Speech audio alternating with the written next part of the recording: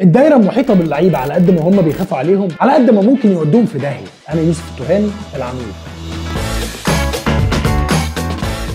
اي لعيب في الدنيا، اي لعيب بيبقى حواليه دايره شايفه ان هو احسن واحد في الدنيا، والاعلام مش مديله حقه، وان المدرب لما بيبدله بيبقى كده ظلمه، حتى ولو عامل ماتش كارثي هم شايفين كده الراجل ده مستقصده، ابننا ما بيغلطش، احسن واحد في الدنيا. وعلى قد ما الناس دي المفروض ما يبقى لهاش اي علاقه باي حاجه بتحصل، الا اننا كتير جدا بنشوف حالات ممكن تخلص على اللعيب ده باي شكل، ويا تحطه في موقف وحش مع الاداره او مع المدرب او مع الجمهور. واحد يقول لي يا عميد ما تنجز وخش في الموضوع، اقول له حاضر. بعد يومين من كاس العالم للانديه والاداء المزري اللي ظهر بيه بعض لعيبه النادي الاهلي، خدت بالك من بعض، لقينا واحد اسمه طه مجدي كتب على صفحته على الفيسبوك: معلش يا جماعه اصل معلول وديانج عندهم شويه رصيد، جمهور لا مؤاخذه. بيتكلم يعني ان معلول وديانج ما كانوش في مستواهم في البطوله، وعشان هم ليهم فعلا رصيد عند الجماهير، الرصيد ده الجماهير حولته له وادته له على فيسبوك، ودخلوا يقلبوا في بروفايل الراجل ده لقوا ان هو اخو قفشه، فراحوا داخلين شاتمينه هو وشتموا اخوه وطالبوا برحيله بسبب حاجتين: اول حاجه اداء قفشه في الملعب، ثاني حاجه بجاحه اخوه بره الملعب. وساعتها اخو قفشه ما سكتش، حب يشغل دماغه ويسيع الجمهور، راح عامل ايه؟ عمل اكونت فيك، دخل كتب فيه نفس الحاجه بالظبط وحط نفس الصوره، وقال ان الاكونت ده فيك.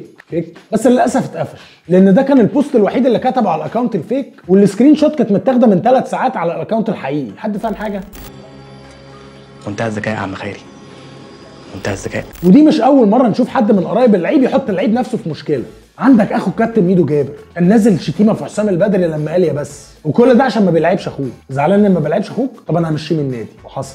عندك اخو الكابتن حسين الشحات اللي ناقص يطلع لنا في الفيديو ده كمان، اللي برغم انه ما دخلش نفسه قوي في حوارات، الا انه ما سابش كادر واحد بس في الكاميرا ما ظهرش فيه، وده قفل الجمهور منه ومن اخوه، ده لما اخوه بيبقى مستواه وحش يعني. عندك ابو الجوليادور مروان محسن عمل مداخله تليفونيه في احد البرامج الرياضيه، وطلع قطع في زميل ابنه. اما كده ما انت عملت حساسيه بين ابنك وزميله، وراح قايل لك عمل ايه محمد شريف في ماتش الجونه؟ ما كلهم زي بعض. طب كده يا حاج انت غلطت في ابنك وغلطت في محمد شريف اللي بعد كده خد هداف الدوري في السنه دي. انا مش بمدحه على فكره، هي دي حقيقه. وغيرهم كمان من مراتات لعيبه طلعوا قطعوا في المدربين او في لعيبه زمايلهم، وبرضه حطوهم في مشكله. على مراتات لعيبه شتمت مجالس ادارات، على مراتات لعيبه مسكوا في بعض على الانستجرام زي مرات محمود علاء ومرات رامي صبري، على شخصيات كتير جدا ما حسوش بمسؤوليه اللي كتبوه، فسوحوا لعيبه كتير معاهم.